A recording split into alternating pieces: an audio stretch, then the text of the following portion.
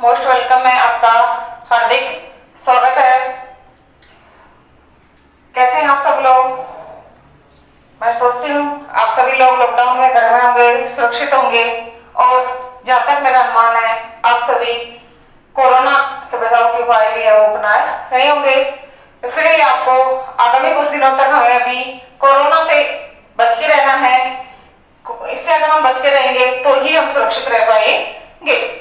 मैंने कल आपको राजस्थान जीके का राजस्थान में ऊर्जा का विकास है वो टॉपिक पढ़ाना स्टार्ट किया था और आज मैं इसी टॉपिक में आगे बढ़ाते हुए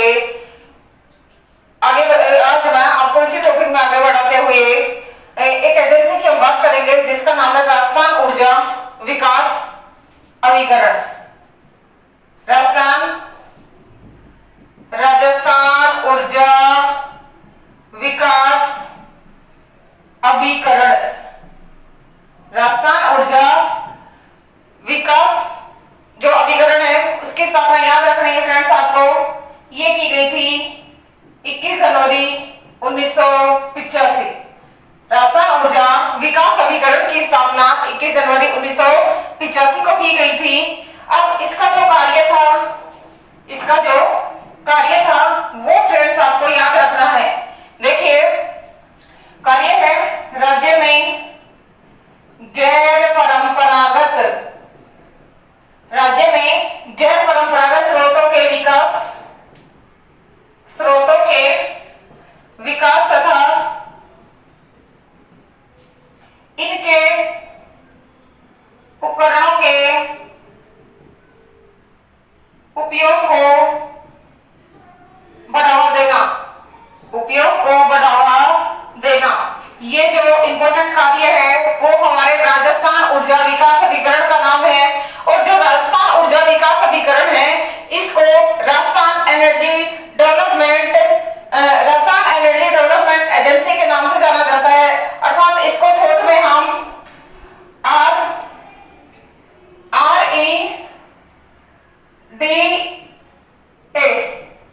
रेडा के नाम से भी हम इसको जानेंगे। राजस्थान ऊर्जा विकास अभिकरण अथवा Rajasthan energy development agency, short में हमने इसको कह दिया रेडा, जिसकी स्थापना 21 जनवरी 1985 को हुई है। कार्य है राज्य में गैर परंपरागत स्रोतों के विकास और इनके उपकरणों के उपयोग को बढ़ावा देना। देखिए, अगली जो एजेंसी हम यहाँ पढ़ेंगे वो भी गैर परंपरागत ऊर्जा स्रोतों से संबंधित है और उसका नाम है राजस्थान स्टेट पावर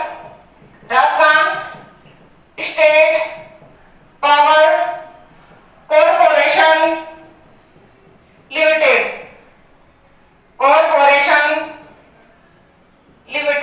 याद रखना है फ्रेंड्स आपको, Rajasthan state power corporation limited, जिसको हम शॉर्ट में RSPCL के नाम से जानते हैं।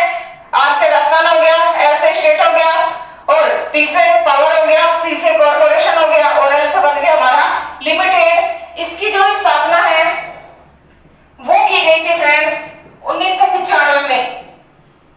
रेडा की स्थापना 85 में और RSPCL की स्थापना है वो की गई है 1995 में। और याद रखना फ्रेंड्स, ये इसकी जो स्थापना है की गई है उसका जो मेन उद्देश्य है वो वेरी मोस्ट इंपोर्टेंट है, आपको इस तथ्य को ध्यान में रखना है। वो है गैर परंपरागत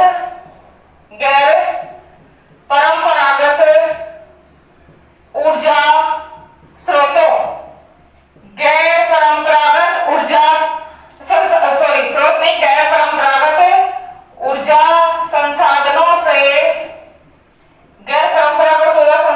से ऊर्जा उत्पादन संयंत्रों की स्थापना करना।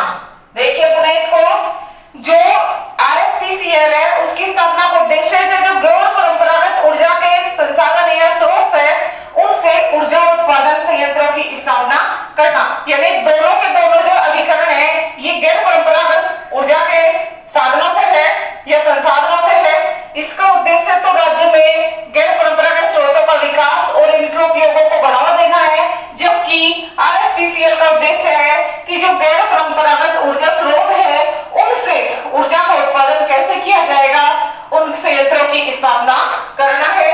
दोनों ही एजेंसियां ये वेरी मोस्ट इंपोर्टेंट है, एक का नाम रेडा था और दूसरे का नाम है आरएसपीसीएल। रेडा की स्थापना 21 जनवरी 1985 को हुई है और जो आरएसपीसीएल है उसकी स्थापना ध्यान रखना फ्रेंड्स 1995। अब तीसरी एजेंसी जो यहाँ वेरी मोस्ट इंपोर्टेंट है उसको हमें नोट करना है। लिखिए फ्रेंड्स, 3 नंबर डाल के अपने को यहाँ लिखना है और वो तीसरी एजेंसी है, याद रखना, राजस्थान अक्षय ऊर्जा। खूब नाम सुना होगा आपने इसका, राजस्थान अक्षय ऊर्जा लिमिटेड। राजस्थान अक्षय ऊर्जा लिमिटेड, जिसको शॉर्ट में अपन आरआरईसी के नाम से जानते हैं, आरआरईसी के नाम से जानेंगे। इसकी जो स्थापना है वो हुई है फ्रेंड्स 9 अगस्त 2002 को, 9 अगस्त 2002 को। याद रखना आरआरईसी अर्थात राजस्थान अक्षय ऊर्जा लिमिटेड या कॉर्पोरेशन अपन इसको कह सकते हैं, उसकी जो स्थापना हुई है वो कॉर्पोरेशन कह दो आप इसको, कॉर्पोरेशन। इसकी जो स्थापना हुई थी फ्रेंड्स वो हुई थी अपने 9 अगस्त 2002 को। और याद रखना जो हमारे ऊपर वाली दोनों संस्थाएं थी रेडा प्लस आरएसपीसीएल को मिलाकर के राजस्थान अक्षय ऊर्जा कॉर्पोरेशन की स्थापना की गई है 9 अगस्त 2002। तो ध्यान रखना 3 गैर परंपरागत ऊर्जा स्रोतों से संबंधित मैंने आपको लिमिटेड निगम बताए हैं। पहला रेडा था जिसकी स्थापना 21 जनवरी 1985 को हुई है, दूसरा अपने आरएसपीसीएल था जिसकी स्थापना 1995 में हुई है और तीसरा है हमारा राजस्थान अक्षय ऊर्जा कॉर्पोरेशन जिसके शॉर्ट में आरआरईसी बोलते हैं। और ध्यान रखना फ्रेंड इसकी स्थापना हुई है 9 अगस्त 2002 को। उसके बाद देखते हैं कि जो पवन ऊर्जा नीति है वो हमारे राजस्थान में कब बनाई गई थी। लिखिए आप स्टार डाल के, पवन ऊर्जा प्रोत्साहन नीति, पवन ऊर्जा प्रोत्साहन नीति, वेरी मोस्ट इंपोर्टेंट डाल लेना यहाँ पर, पवन ऊर्जा प्रोत्साहन नीति। ये 4 फरवरी, याद रखना फ्रेंड, 4 फरवरी 2002 को बनाई गई थी और 31 मार्च 2004 को समाप्त। पवन ऊर्जा प्रोत्साहन नीति 4 फरवरी 2 को बनाई गई और याद रखना फ्रेंड्स 31 मार्च 2004 को ये समाप्त हो गई। अब हम आगे बढ़ते हैं प्रमुख जल विद्युत परियोजनाएं, प्रमुख जल विद्युत परियोजनाएं वेरी मोस्ट इंपोर्टेंट फैक्टर है, यहां से क्वेश्चन है जो अवश्य पूछे जाते हैं। प्रमुख जल विद्युत परियोजनाओं में हम 1 नंबर पर लिखते हैं चंबल जल विद्युत परियोजना। पहली विद्युत परियोजना है चंबल जल विद्युत परियोजना। जितना शॉर्ट में आपसे लिखा जाए फ्रेंड्स उतना शॉर्ट में अपने को लिखना है ताकि हम इसको आसानी से जल्दी से पूरा कर सके। याद रखना फ्रेंड्स जो चंबल जल विद्युत परियोजना है वो राजस्थान और एमपी की संयुक्त परियोजना है। याद रखना फ्रेंड्स ये राजस्थान और एमपी की संयुक्त परियोजना है और इसमें राजस्थान और एमपी का जो हिस्सा है वो 50-50% है। राजस्थान और एमपी का जो हिस्सा है इसमें 50-50% है। अब इसमें कौन कौन से बांध बनाए गए हैं वो देखते हैं हम।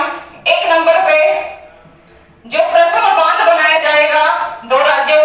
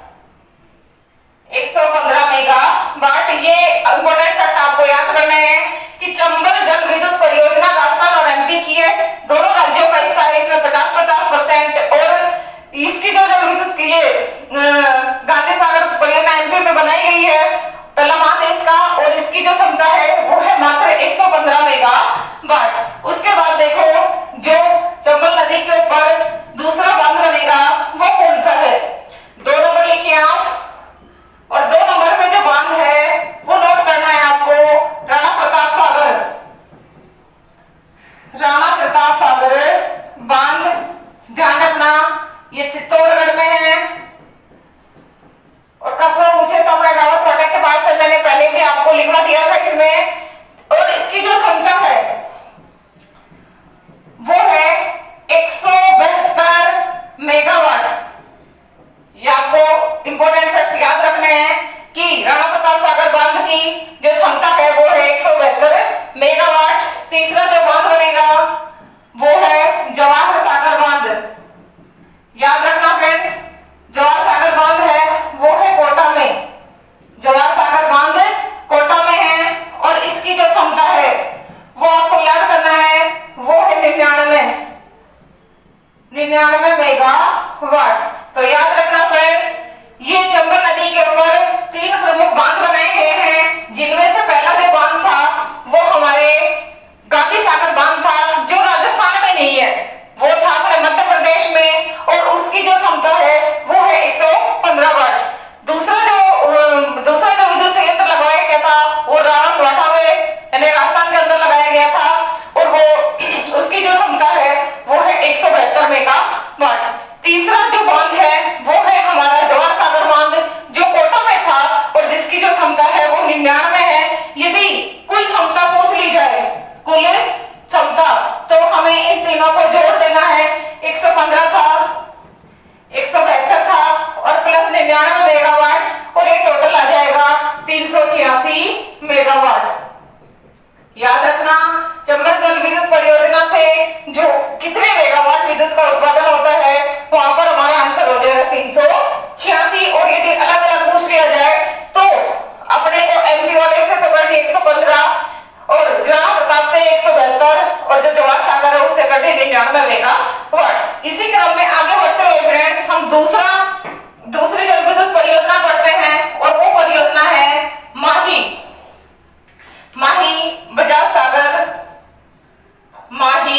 बजाज सागर जल विद्युत परियोजना।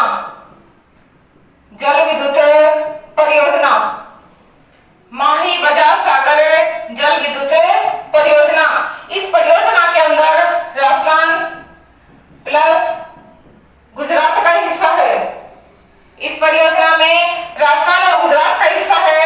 याद रखना फ्रेंड्स, इस जो परियोजना है इसमें दोनों राज्यों की जो भागीदारी है वो 45-55 है। कितनी है अपने 45-55। लेकिन माना जाता है कि जो विद्युत का उत्पादन होता है उसके अंदर पूरा का पूरा 100% है वो हमारे राजस्थान सरकार का है, क्योंकि ये कुछ बहुत देर से नदी घाटी परियोजनाएं हैं और यहाँ पानी का उपयोग न केवल जल विद्युत के लिए अपितु सिंचाई और अन्य क्षेत्रों के लिए भी किया जाता है। तो दोनों राज्यों का हिस्सा अगर हम कंबाइंड बात करें तो वो 45-55 हो जाता है। लेकिन जल विद्युत के अंदर जो विद्युत बनेगी इसके अंदर पूरा का पूरा हिस्सा है वो अपने इसी का माना जाता है किसका, अपने राजस्थान का। अब बात करते हैं कि इस पर जो है बांध वो कौन कौन से बनाए गए हैं। एक नंबर पे हम बात करते हैं, यहाँ देखो फ्रेंड्स, वो जो पहला जो बांध बना था इसके ऊपर वो माही बजाज सागर था।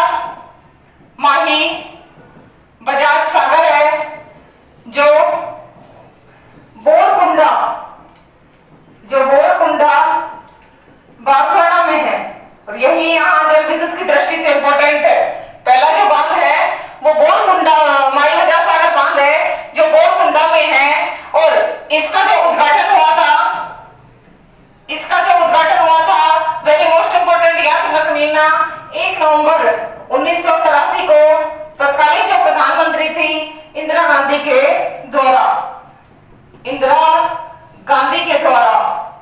ये भी इंपॉर्टेंट है यहाँ पर। उसके बाद देखते हैं कि यहाँ पर जो प्रथम चरण में विद्युत उत्पादन हुआ वो कितना है।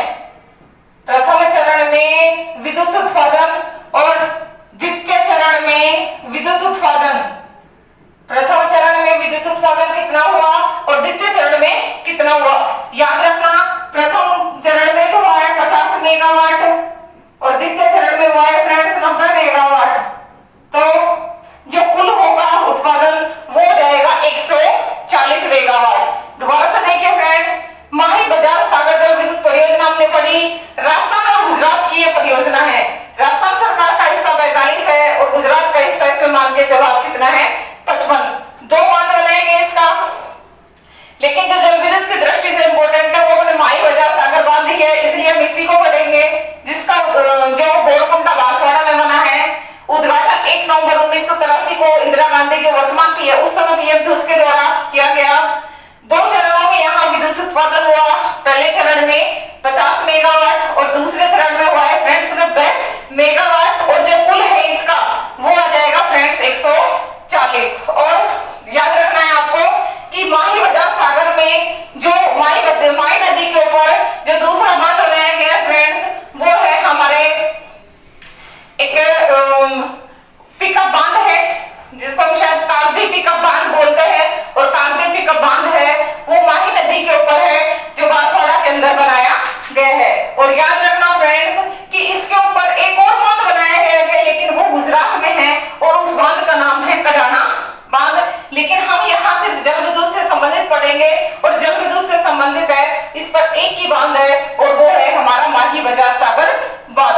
तीसरी परियोजना हम यहाँ पढ़ेंगे, वो सारी जो 5-6 परियोजनाएं विद्युत परियोजनाएं सारी वेरी मोस्ट इंपोर्टेंट है, इसलिए आपको बिना वीडियो को रोके हुए इस वीडियो को अंत तक जरूर देखना है, ताकि आपको ये लेसन है जो अच्छी तरह से समझ में आ जाए। तीसरी जो जल विद्युत परियोजना है फ्रेंड्स आपको याद रखनी है वो है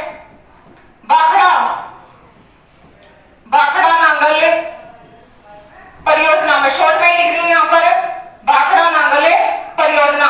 याद रखना फ्रेंड्स कि जो भाखड़ा नांगल परियोजना है वो राजस्थान प्लस पंजाब प्लस राज्यों को आपको जरूर याद करना है। इसमें राजस्थान, पंजाब और हरियाणा ये 3 राज्यों की संयुक्त परियोजना है। भाखड़ा नांगल परियोजना 3 राज्यों की संयुक्त परियोजना है, राजस्थान, पंजाब और हरियाणा। और यदि हमें पूछ लिया जाए कि कौन सी नदी पर है, तो याद करनी है आपको नदी सतलज। कौन सी नदी याद करनी है अपने को? सतलज। अब याद रखना फ्रेंड्स सतलज नदी के ऊपर नांगल नामक स्थान पर एक बांध बनाया गया है, जिसको हमने भाखड़ा नांगल बांध है जो बोला है। इसकी जो क्षमता है फ्रेंड्स वो याद रखना वो है 1400.3 मेगावाट। 1400.3 मेगावाट। और इसमें ये याद करना है कि जो राजस्थान का हिस्सा है वो है मात्र 15.22%। इस जल विद्युत परियोजना में राजस्थान का हिस्सा है 15.22%। दोबारा से देखिए भाखड़ा नांगल विद्युत परियोजना राजस्थान, पंजाब, हरियाणा की है, नदी है सतलज, क्षमता है इसकी 1400.3 मेगावाट और राजस्थान का हिस्सा है इसमें मात्र फ्रेंड्स याद रखना 15.22। चौथी जो जल विद्युत परियोजना है वो है व्यास परियोजना। कौन सी परियोजना है फ्रेंड्स? व्यास परियोजना। और इसमें आपको ध्यान रखना है वही 3 राज्य आ जाएंगे जो हमने ऊपर लिखे हैं, राजस्थान, पंजाब और हरियाणा। राजस्थान, पंजाब और हरियाणा 3 राज्यों की संयुक्त परियोजना है। और जो बांध बनाया गया है वो याद रखना फ्रेंड्स वो बांध है हमारे वो व्यास नदी के ऊपर बनाया गया है और उस बांध का नाम है पोंग बांध। मैंने आपको भी बताया कि व्यास जो परियोजना है वो हमारे राजस्थान, पंजाब और हरियाणा की है और व्यास परियोजना के अंदर है जो पोंग बांध बनाया गया है। बांध का नाम है पोंग बांध। ध्यान रखना है आपको पोंग जो बांध है वो व्यास नदी पर हिमाचल प्रदेश में बनाया गया है। याद रखना है आपको पोंग बांध व्यास नदी हिमाचल प्रदेश में बनाया गया है। 2 छोटे छोटे यहाँ पर बांध है उनका हम नाम नहीं लिखेंगे क्योंकि वो एग्जाम की दृष्टि से इंपॉर्टेंट नहीं है। अपने को यहाँ केवल इनकी क्षमता लिखनी है कि पोंग व्यास जो परियोजना है उससे कितना विद्युत का उत्पादन होता है और याद रखना फ्रेंड्स वो है 1396 मेगावाट। कितना है हमारे 1396 मेगावाट। उसके बाद एक चीज और याद रखना इस 1396 के अंदर जो राजस्थान का हिस्सा है 1396 में जो राजस्थान का हिस्सा है वो आपको याद रखना है मात्र 2.95% है। व्यास परियोजना में राजस्थान का हिस्सा है 2.95%। उसके बाद पढ़ते हैं फ्रेंड्स सलाल परियोजना, जो राजस्थान में नहीं है, वो जम्मू कश्मीर में है। अगली परियोजना का नाम है हमारे सलाल परियोजना, जो जम्मू कश्मीर में है। लिखिए आप 5 नंबर पे सलाल परियोजना। ध्यान रखना फ्रेंड्स, जो सलाल परियोजना है ये उधमपुर, स्थान का नाम है उधमपुर, और ये उधमपुर है जम्मू कश्मीर में है। उधमपुर है हमारे जम्मू कश्मीर में। 5-6 राज्यों का हिस्सा है, लेकिन उनको हम नहीं लिखेंगे क्योंकि वो नहीं पूछा जाता है। इसमें हम सिर्फ लिखेंगे कि जो अभी जो थोड़ी देर पहले मैंने आपको 2.95% हिस्सा लिखवाया था, वो हमें वहां नहीं लिख करके और सलाल परियोजना में लिखना था। याद रखना, वो 2.95 जो लिखवा दिया मैंने आपको, वो सलाल परियोजना में करना है। देखो इसमें जो कुल क्षमता है, कुल क्षमता है फ्रेंड्स सलाल विद्युत परियोजना की, वो याद रखना है 690। कुल है हमारे 690, और इसके अंदर जो राजस्थान का हिस्सा है, इसमें जो राजस्थान का हिस्सा है वो है फ्रेंड्स 2.95%, जो हमने व्यास परियोजना के अंदर गलती से लिख दिया था। व्यास परियोजना को इंपॉर्टेंट नहीं है इतनी कि उसमें हमें राजस्थान का हिस्सा याद रखना है, इसलिए उस 2.95 को आपको यहाँ नोट करना है। उसके बाद देखते हैं फ्रेंड्स कि जो हमारे अंदर राजस्थान के अंदर और जो जल विद्युत परियोजना उनमें यदि कोई इंपॉर्टेंट है तो हम उनके बारे में पढ़ेंगे। मैं आपको बता देती हूँ कि राजस्थान में तो ऐसी बाकी कोई परियोजना नहीं है जहां से विद्युत का उत्पादन किया जा रहा है। अपने इसके अंदर आपको कुल 3 ही परियोजनाएं अच्छे से याद करनी है। जो एक चंबल थी वो, एक माई बजाज सागर है वो, इसके अलावा जो हमने व्यास परियोजना पढ़ी है, और ज्यादा से ज्यादा है आप जम्मू कश्मीर वाली एक परियोजना याद कर लेना, बाकी नहीं पूछा जाता। फिर देखते हैं हम कि राजस्थान में ताप विद्युत परियोजनाएं कौन कौन सी हैं। ताप विद्युत परियोजनाएं अभी हम पढ़ रहे थे जल विद्युत परियोजनाओं के बारे में, और अब हम पढ़ेंगे ताप विद्युत परियोजनाएं कौन सी हैं। 1 नंबर पे यहाँ हम लिखते हैं फ्रेंड्स, ज्यादा कुछ नहीं है इसमें, केवल परियोजना का नाम और वो कहां पर स्थित है। देखिए पहली परियोजना है सूरतगढ़। पहली परियोजना है Suratgarh super thermal power station. याद रखना है friends, Suratgarh super thermal power station. याद रखना फ्रेंड्स, ये राजस्थान का पहला संयंत्र है। ये राजस्थान का पहला संयंत्र है। किसमें है पहले ही आपको मैंने बता दिया। ताप विद्युत परियोजनाओं में राजस्थान का पहला जो पावर स्टेशन है, सुपर थर्मल पावर स्टेशन है, वो हमारे सूरतगढ़ में है। और ये जो सूरतगढ़ सुपर थर्मल पावर है, ये है फ्रेंड्स गंगानगर में। राजस्थान का पहला सुपर थर्मल पावर स्टेशन वो है हमारे गंगानगर के अंदर। और याद रखना फ्रेंड्स, इसकी जो क्षमता है विद्युत उत्पादन की, वो है 1500 मेगावाट। 2 ही क्वेश्चन अपने को, एक तो राजस्थान का पहला और एक कहां पर है और कुल क्षमता कितनी है। उसके बाद देखते हैं फ्रेंड्स हम दूसरा, ये तो था सूरतगढ़ सुपर थर्मल पावर, और अगला पढ़ते हैं हम Suratgarh super critical power station. एक शब्द का अंतर है फ्रेंड्स, इसमें सुपर क्रिटिकल लग गया है और उधर क्या है अपना सुपर थर्मल। जो Suratgarh super critical power station है वो वही होगा जहां पर हमारा ये था, अर्थात गंगानगर में। और इसकी जो क्षमता है वो आपको याद रखनी है, मत पढ़ो चाहे आप क्षमता भी 1000 से तो प्लस ही होगी, बस अपने को जगह के नाम याद रखने हैं, और वो जगह है फ्रेंड्स अपने गंगानगर में। और तीसरा जो हम पढ़ेंगे यहाँ पर वो देखो कोटा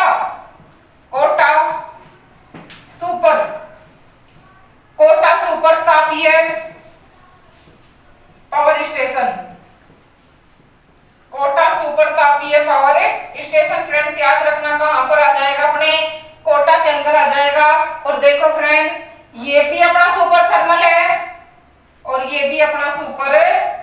है। तो याद रखना वो राजस्थान का पहला है और कोटा वाला है जो राजस्थान का दूसरा है। राजस्थान का दूसरा थर्मल पावर प्लांट, राजस्थान का दूसरा super thermal power plant Kota में है, पहला है सूरतगढ़ में। इस चीज से कंफ्यूज मत हो जाना, ये अलग चीज है सुपर क्रिटिकल पावर स्टेशन। उसके बाद बात करते हैं हम एक चीज और इम्पोर्टेंट, ये जो कोटा सुपर तापीय पावर स्टेशन है फ्रेंड्स, याद रखना कोयले पर आधारित है। किस पर आधारित है फ्रेंड्स? ये कोयले पर आधारित है। और याद रखना आप कि जो कोयले पर आधारित विद्युत गृह है ये अपने राजस्थान का पहला है। प्रश्न घुमा दे कि कोयले पर आधारित पहला जो सुपर तापीय पावर स्टेशन है वो कौन सा है? तो हमारा उत्तर होगा कोटा। और डायरेक्ट यदि हमसे प्रश्न पूछे तो वहां अपने को आंसर देना है सूरतगढ़। उसके बाद देखो फ्रेंड्स, जो अगला पावर स्टेशन हमें पढ़ना है वो पढ़ना है छबड़ा, और छबड़ा है हमारे 12 में, 4 नंबर है। छबड़ा सुपर, वही क्रिटिकल शब्द जुड़ेगा, Chhabra super critical power station लिख दो, चाहे पावर प्लांट लिख दो, बात एक ही है।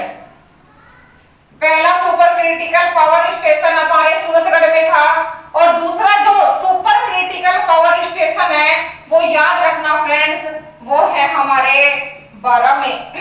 और आपको एक और चीज बता देती हूँ कि थर्मल वाले में और सुपर क्रिटिकल में क्या अंतर है।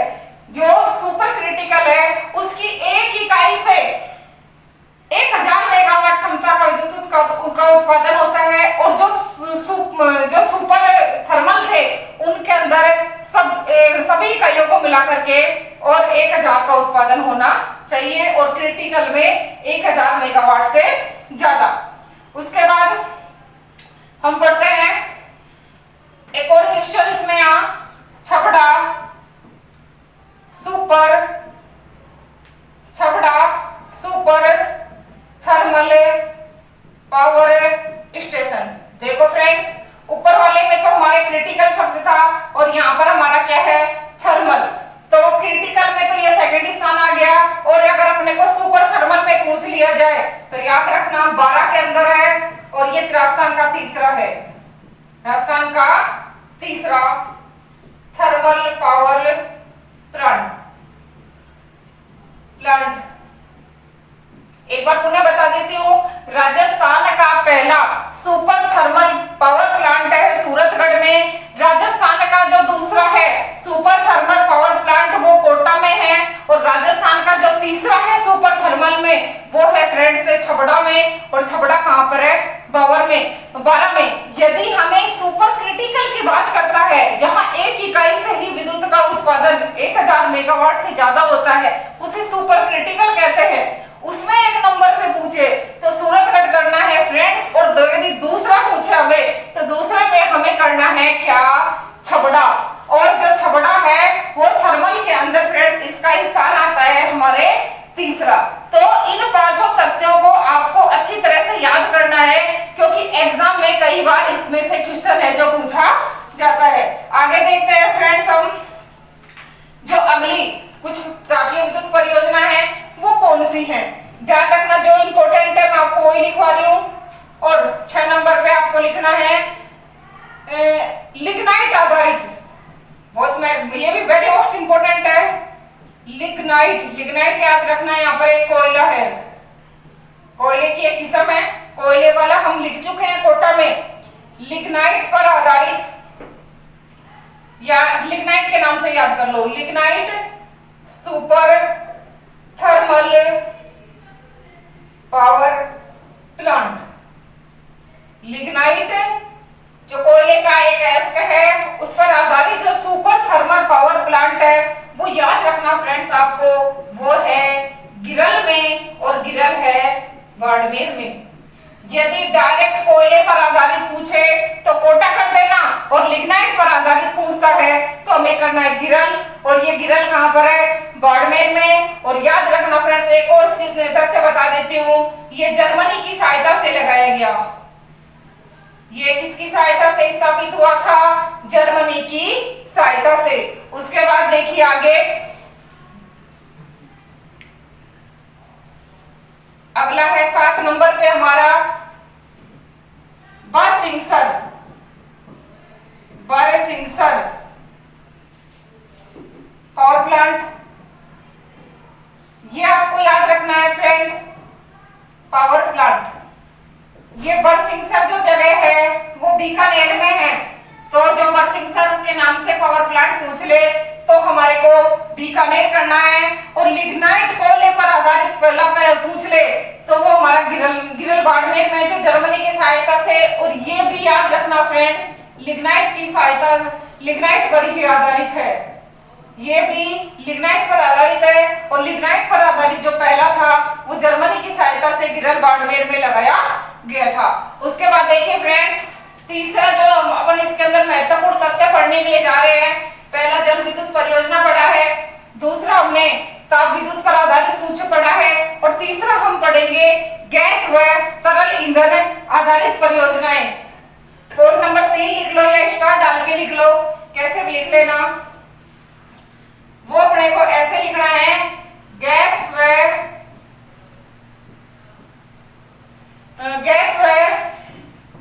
तरल ईंधन आधारित परियोजना। वेरी मोस्ट इंपोर्टेंट है ये चीज भी। गैस व तरल ईंधन आधारित जो परियोजनाएं हैं वो हमारे राजस्थान में कहां पर है। देखिए फ्रेंड्स, डायरेक्ट क्वेश्चन लिखेंगे, कोई और तथ्य याद नहीं रखना अपने को। प्रथम गैस आधारित परियोजना, क्योंकि सीधे क्वेश्चन पूछे जाते हैं यहां से, तो टॉपिक को बढ़ाने से कोई मतलब नहीं है। प्रथम गैस आधारित परियोजना, याद रखना फ्रेंड्स, ये है हमारे रामगढ़ में, और रामगढ़ है जैसलमेर। तो प्रथम गैस आधारित परियोजना यदि हमें पूछ ली जाए तो रामगढ़ के अंदर कर देना, रामगढ़ जैसलमेर में है। और याद रखना फ्रेंड्स, एक और तथ्य यहाँ पर, ये प्राकृतिक गैस पर आधारित है। कौन सी गैस पर आधारित है फ्रेंड्स? ये प्राकृतिक गैस पर आधारित है। नेक्स्ट पढ़ेंगे अंता गैस परियोजना। अंता गैस परियोजना ये है फ्रेंड्स 12 में। अंता गैस आधारित परियोजना है 12 में। याद रखना फ्रेंड्स इसके बारे में कि ये इसकी जो स्थापना है वो, ये ऊपर वाली तो राजस्थान सरकार की है, इसकी स्थापना केंद्र सरकार के द्वारा की गई है। तो जो अंता गैस आधारित परियोजना है वो भारत सरकार की पहली परियोजना होगी, और ये हमारे राजस्थान सरकार की पहली परियोजना है। एक तो राजस्थान की पहली परियोजना है, दूसरी राजस्थान की दूसरी परियोजना थी, लेकिन वो भारत द्वारा स्थापित है, उसका संचालन है वो केंद्र सरकार के द्वारा किया जाता है। तीसरी जो परियोजना हम यहाँ लिखेंगे, स्टार डाल के लिखना, धौलपुर गैस, धौलपुर गैस आधारित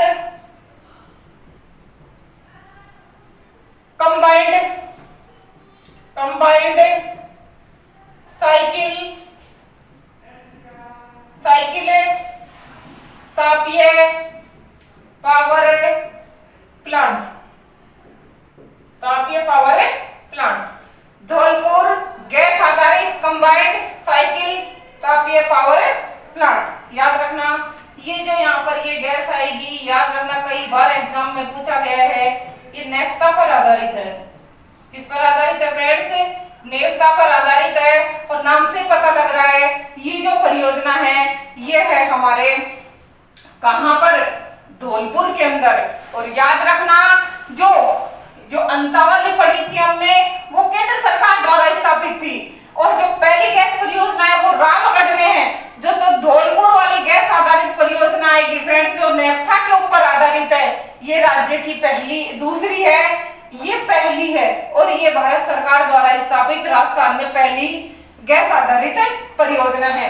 उसके बाद देखो फ्रेंड्स, कुछ और इम्पोर्टेंट तथ्य जो हमें यहाँ इस टॉपिक में पढ़ने हैं। यहाँ केवल आपको ये वाला और ये वाला क्वेश्चन अच्छे से याद कर लेना है। एक तो प्राकृतिक गैस पर आधारित जो रामगढ़ जैसलमेर में था, और एक नेफ्ता पर आधारित है, वो था हमारे धौलपुर में। अब हम कुछ इम्पोर्टेंट तथ्य जो इस टॉपिक के अंदर पढ़ेंगे वो देखिए फ्रेंड्स। वो है सबसे पहले, राजस्थान परमाणु शक्ति गृह कहां पर है? पहला फैक्ट, राजस्थान परमाणु शक्ति गृह, राजस्थान परमाणु शक्ति गृह कहां है? बता सकते हैं आप इसका आंसर? राजस्थान परमाणु शक्ति गृह है फ्रेंड्स, याद रखना, रावत बाठा। और रावत बाठा अपने कौन से जिले में है? चित्तौड़ में, यानी चित्तौड़गढ़ में है। इसकी जो स्थापना हुई है friends, very most important question है, 1973। स्थापना कब हुई है? 1973। और एक और क्वेश्चन, कनाडा की सहायता से। किसकी सहायता से हुई है? कनाडा की सहायता से। यह है राजस्थान का पहला तथा भारत का दूसरा, राजस्थान का पहला और भारत का दूसरा परमाणु विद्युत गृह है। Very most important question. Bharat का तो दूसरा है क्योंकि भारत का पहला तारापुर महाराष्ट्र में लग चुका है, और ये राजस्थान का पहला और भारत का दूसरा है। भारत का पहला तारापुर और दूसरा इलाहाबाद बाटा में, और राजस्थान का पहला ही यदि पूछ लिया जाए तो वो हमें करना है फ्रेंड्स रावत बाटा में। रावत बाटा चित्तौड़गढ़ में है, जिसकी स्थापना 1973 में हुई थी। और फ्रेंड्स किसकी सहायता से हुई थी? कर्नाटक। उसके बाद देखते हैं अगला क्वेश्चन, राजस्थान सौर ऊर्जा नीति कब बनाई गई?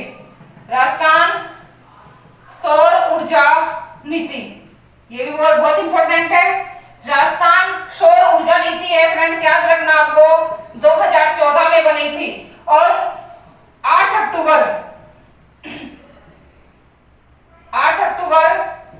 2014 को लागू, यानी 8 अक्टूबर, पूरा पूरा ऐसे कैसे ध्यान रख लो, 8 अक्टूबर 2014 को राजस्थान में सौर ऊर्जा नीति है जो बनाई गई थी। उसके बाद देखो कि ये जो सोलर टॉप घरों की छतों के ऊपर जो सौर ऊर्जा संयंत्र लगाए जाते हैं फ्रेंड्स, इनकी जो स्थापना हुई थी अपने राजस्थान में वो 2015 में हुई थी। कोई इंपॉर्टेंट नहीं है इसलिए मैं आपको ये नहीं लिखवा रही। इसके बाद देखिए एक दो और इम्पोर्टेंट फैक्ट है जो हमें इस टॉपिक के अंदर पढ़ने हैं, और वो पवन ऊर्जा से संबंधित है। ये टॉपिक भी हमारा वेरी मोस्ट इंपोर्टेंट है, एग्जाम में कई बार उससे क्वेश्चन पूछे जाते हैं। देखिए वो है हमारे पवन ऊर्जा संयंत्र, कि राजस्थान में जो पवन ऊर्जा संयंत्र है वो कहां कहां पर है। देखो प्रथम पवन ऊर्जा संयंत्र, उसके बाद तो हम इन्हें क्रम से वैसे लिखेंगे नंबर डाल डाल के ही, बार बार इतना बड़ा लिखने की हमें उससे जरूरत नहीं है। प्रथम पवन ऊर्जा जो संयंत्र था वो अमर सागर में है, और अमर सागर जैसलमेर। प्रथम पवन ऊर्जा संयंत्र है अमर सागर में लगाया गया था, और अमर सागर कहां पर है? जैसलमेर में है। फ्रेंड्स ध्यान रखना, जो दूसरा पवन ऊर्जा संयंत्र लगेगा वो लगेगा हमारे देवगढ़ में, और देवगढ़ कहां पर है? प्रतापगढ़। पहला अमर सागर में और दूसरा लगाया फ्रेंड्स हमारा देवगढ़ में। और याद रखना जो तीसरा लगेगा वो है फलोदी, लगेगा क्या? जो लग चुका है, और फलोदी है हमारे जोधपुर में। यानी पहला अमर सागर में, दूसरा देवगढ़ में, और तीसरा है फलोदी में, और चौथा है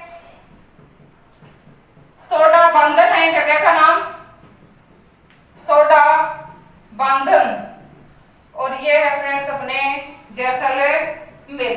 देखिए जो ज्यादातर पवन ऊर्जा संयंत्र जैसलमेर में लगाए गए हैं, क्योंकि पश्चिमी राजस्थान के अंदर जो जैसलमेर है उधर हवाएं अधिक चलती हैं, और जहां हवाएं अधिक तेज गति से चलेगी वहीं पर हमारे पवन ऊर्जा संयंत्र लगाए जाएंगे। उसके बाद हम देखते हैं कुछ और प्रमुख योजनाएं जैसे दीनदयाल, एक योजना है दीनदयाल के नाम से, दीनदयाल उपाध्याय ग्राम ज्योति योजना। मात्र एक दो लाइन के फैक्ट है। दीनदयाल उपाध्याय ग्राम ज्योति योजना, याद रखना फ्रेंड्स। जो दीनदयाल उपाध्याय ग्राम ज्योति योजना है, इसका जो उद्देश्य है, इसका जो उद्देश्य है वो क्या है? राज्य के ग्रामीण क्षेत्रों में, राज्य के ग्रामीण क्षेत्रों में, राज्य के ग्रामीण क्षेत्रों में विद्युत वितरण नेटवर्क, विद्युत वितरण नेटवर्क को सुदृढ़ करना, सुदृढ़ करना। इंपॉर्टेंट तथ्य है कि राजस्थान के जो ग्रामीण क्षेत्रों में विद्युत वितरण नेटवर्क है उसको सुदृढ़ करना है, कि सुदृढ़ करना है कि आसानी से सब लोगों तक विद्युत है वो पहुंच जाए। वो कौन सी योजना है? अपने दीनदयाल उपाध्याय ग्राम ज्योति योजना। उसके बाद जो कुछ और इंपॉर्टेंट योजनाएं हैं जो विद्युत से ही संबंधित है, उनमें अगली योजना है हमारे सौभाग्य योजना। सौभाग्य योजना नाम से ही अच्छी लग रही है कि अच्छे भाग्य वाली योजना होगी ये। तो देखो 25 दिसंबर 2017 को प्रारंभ, 25 दिसंबर 2017 को ये योजना प्रारंभ हुई थी। इसका उद्देश्य था इच्छुक वंचित परिवारों तक विद्युत पहुंचाना, परिवारों तक विद्युत पहुंचाना, कि जो विद्युत कनेक्शन के इच्छुक है वंचित परिवार, उन तक विद्युत आसानी से पहुंच सके। उसके लिए जो योजना चलाई गई थी फ्रेंड्स, वो चलाई गई थी सौभाग्य योजना, जिसका प्रारंभ 25 दिसंबर 2017 को हुआ है। उसके बाद अगली योजना हम पढ़ते हैं जिसका नाम है उदय योजना। क्या नाम है उस योजना का? उदय योजना। ध्यान रखना फ्रेंड्स, ये भारत सरकार द्वारा संचालित है, भारत सरकार द्वारा संचालित ये योजना भारत सरकार द्वारा संचालित है। इसके द्वारा लिखते चलिए आप, इसके द्वारा विद्युत वितरण कंपनियों की, विद्युत वितरण कंपनियों की आर्थिक सहायता की जाती है, आर्थिक सहायता की जाती है। उदय योजना के भारत सरकार द्वारा संचालित है। इसके द्वारा विद्युत वितरण कंपनियों की जो आर्थिक स्थिति है उसको सुदृढ़ किया जाता है। उसके बाद कुछ अपने राजस्थान सरकार के द्वारा चलाई गई थी, लेकिन वो इतनी इंपॉर्टेंट नहीं है। उसके बाद हम पढ़ते हैं उदय योजना के बाद में उजाला योजना। कौन सी योजना है हमारे? उजाला योजना। ध्यान रखने फ्रेंड्स कि नाम से पता लग रहा है कि उजाला करने से संबंधित है। अर्थात हमने देखा था पिछले 3-4 साल पहले कि एलईडी और जो और बल्ब वगैरह उनका वितरण किया जा रहा था निःशुल्क प्रति राशन कार्ड के हिसाब से। ये वही वाली योजना है। जब इसमें क्या होता है, एलईडी और जो कुछ बहुत वंचित क्षेत्र थे, पिछड़े हुए क्षेत्र थे, वहां पंखों का भी वितरण किया गया था। एलईडी बल्ब व पंखे, एलईडी बल्ब व पंखों, पंखे और ट्यूबलाइट, पंखे तथा ट्यूबलाइट के उपयोग को बढ़ावा देना, के उपयोग को बढ़ावा देना, इतना याद करना आप। इसके तहत कुछ निःशुल्क एलईडी बल्ब वगैरह भी दिए गए थे। और वो योजना है अपने उजाला योजना। एक और योजना है जो मैं आपको यहाँ बताने के लिए जा रही हूँ, याद करना, वो भी वेरी मोस्ट इंपोर्टेंट है। और उस योजना का नाम है पीएम कुसुम योजना। क्या नाम है उसका? पीएम कुसुम योजना। इस योजना का नाम है फ्रेंड्स, अच्छी तरह से याद कर लेना, पीएम कुसुम योजना। देखो क्या है ये? ध्यान रखना, मैं आपको एक ही लाइन में बता देती हूँ, ज्यादा यहाँ डिस्कस करने की अभी जरूरत नहीं है। जो पीएम कुसुम योजना है, ये जो वे किसान जो सौर ऊर्जा संयंत्र लगाना चाहते हैं उनको इस योजना के तहत सौर ऊर्जा संयंत्र लगाने के लिए कुछ सब्सिडी वगैरह दी जाती है। उसी योजना को हम पीएम कुसुम योजना के नाम से जानते हैं। लिखवा देती हूँ आपको, किसानों द्वारा सोलर पंप व ग्रिड से जुड़े, किसानों द्वारा सोलर पंप व ग्रिड से जुड़े सौर ऊर्जा